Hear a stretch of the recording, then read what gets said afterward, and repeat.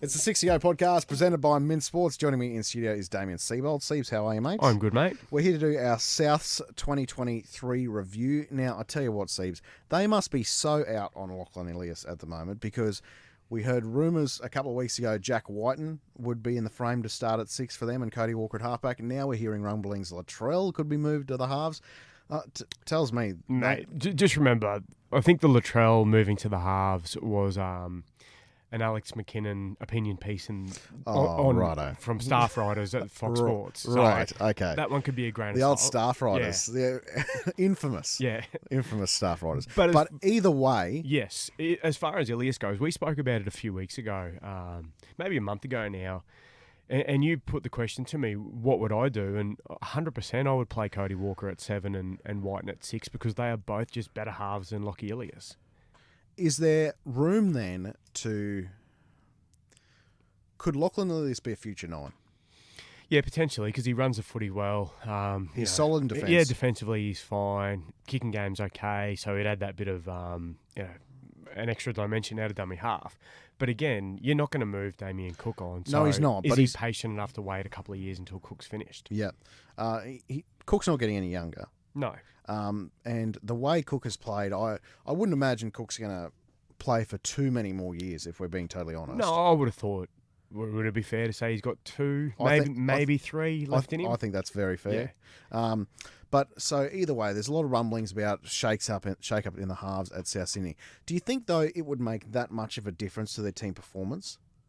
Like, is Lachlan Ilias at halfback and Jack Whiten at centre, like... Is that so much worse than Jack Whiten at 5'8"? Yeah, mate, it's an interesting question because it's almost that you're weakening a position to strengthen another. Yes. So by having Jack Whiten in the centres, you've got an elite... You've got a kangaroo in the centres straight away. Whereas you might have a weaker half then. But you move Whiten into the halves and definitely getting a better half. But is Cody Walker a halfback? Is he going to be able to play that role naturally? Because he's an instinctive player off the cuff. So there's question marks there. And then all of a sudden you haven't got Jack Whiten in the centres. You've got a weaker option in the centres. So it's an interesting one. And I think that this year is, this coming season is going to be it'll be really interesting to see how it plays out with Souths because they've certainly got 2 or 3 really good forwards that, provide punch and get them on the front foot. Outside of that, I think their depth probably falls away a little bit.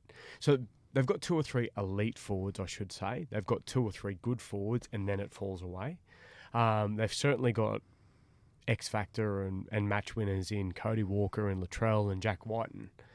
Obviously, Alex Johnson potentially could break Ken Irvine's try-scoring record next year, so they've got him out on the wing.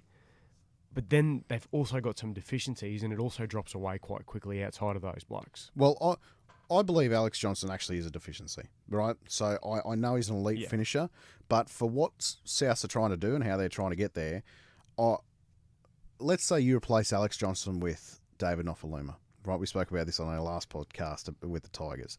So would the tries go down? Like would Yeah, they would. It would. So, okay. Maybe a quarter. Okay. So, but your meters are going to... You're guaranteed to get an extra 80 metres out of a game from Nofaluma. So, I think that David Nofaluma would actually be a better fit for South for this position. Because we've spoken about this with the Rugby League eye test a little while ago. Their back 3 provides nothing. I was about to bring that up when we spoke to the eye test. South's... Their sets, they just struggle to get off their line and they seem to start deeper in their half than what the other sides do, and it's all because of what they're getting out of their back 3. Latrell isn't a get back and charge onto the footy fullback. Alex Johnson, he does his work, he gets his hands dirty and gets in there, but he's just not providing that punch that some of the best meter eaters do in the comp. So, I see what you're saying. And again, they probably are better off with Nofaluma. Because when Souths win, rarely do they just win. They put teams away. That's so right. Is 1 or 2 tries going to make a difference? That's right. Probably not. That's right. And just touching on that again. So South are ranked last as to where they start their sets from, right? And the Broncos are actually ranked second last. But the fact that the Broncos had Payne Haas, Pat Carrigan, Tom Flegler, like, we're making meters down the field here, lads. Like, don't worry. Like, our forward pack can make up for that deficiency. And then we've got the elite spark out the back with Reece Walsh, etc. Yeah. Whereas South don't have that forward pack. No. Like, they've got 2 or 3 really good go forward men. You know, they've got Burgess, Cam Murray, elite. Jai Arrow, he's a good footballer. Yeah. But I really think things drop away pretty quickly outside of that. So yeah, you're right.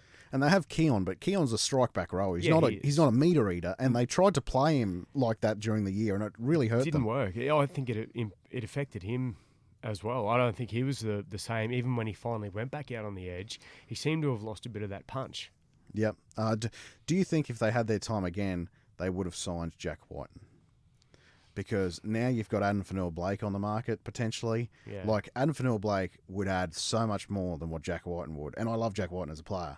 But for the needs of South Sydney, Adam Fanua-Blake turns them into a premiership threat almost. Well, look, what are they paying for? Again, we don't know, but I'm assuming Whiten's on 800 to $1 million. I would say that's fair. You know, he's not leaving Canberra for any less than that, because he would have been on 1.1 at Canberra. Of course. Or It has to be high. So the amount of money that they're paying for him, I can only imagine what they're paying Latrell. Yeah, I think they probably, I don't know if they'll regret it, because they could go on a run and finish top 4 and make a GF.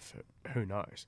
But I think as far as the balance of their squad goes, it doesn't make sense. It doesn't make sense, and it's very rare to be talking about regretting signing a player before they've even played a game.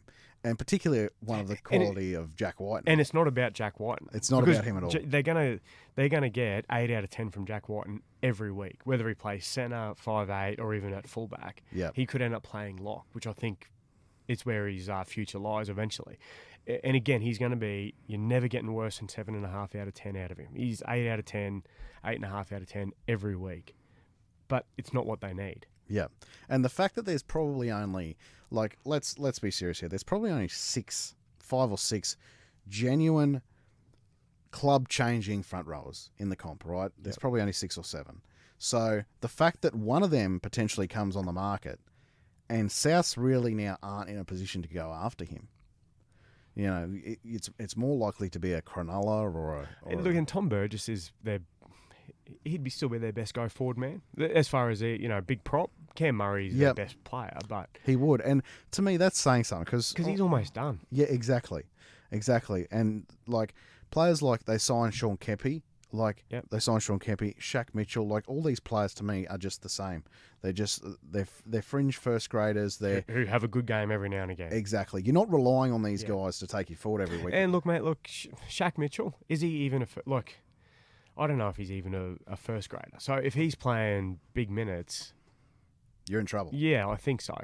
I'm not saying he's terrible, but I just don't think he's at that level. And that puts pressure then on your Burgess, on Jai Arrow, Cam Murray, and if one of those goes down, all of a sudden you're in so much trouble. Keon's got to move to the middle, and that ruins a back row spot to just try to fix a middle. But let's think about this for a second. The thing with South Sydney is, I'm going to throw some names at you: Latrell Mitchell, Jack Whiten, Cody Walker, Cam Murray, Damien Cook, Kalua Matangi, Tom Burgess.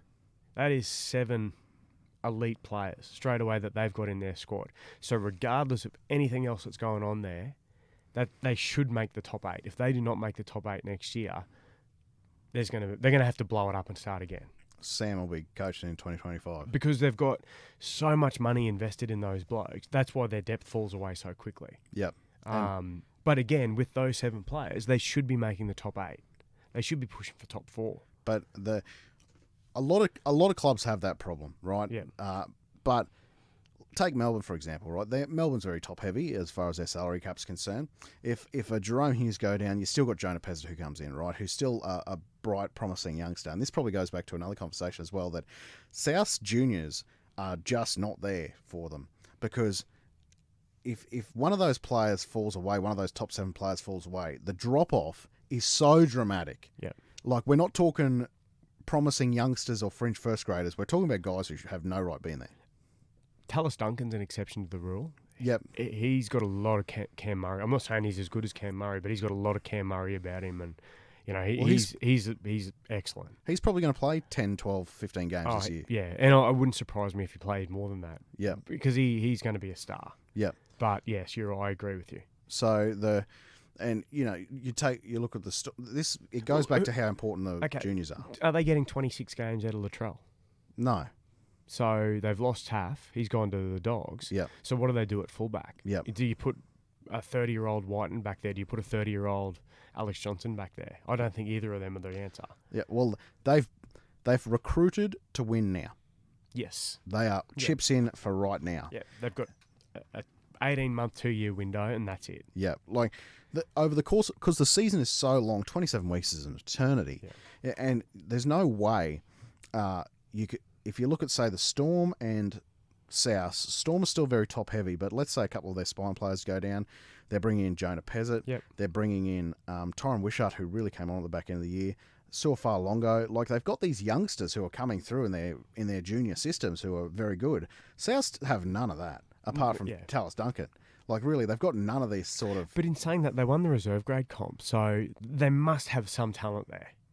There's got to be some player. I don't see any, standouts where you sit back and go, holy hell, who's that guy? Young Munro, he's got some wheels. But so then there must be some talent there that we are overlooking, because you don't win a reserve grade comp without depth. Yeah, you're right. So, I just don't see it. So South this year finished 9th. Let's call a spade a spade.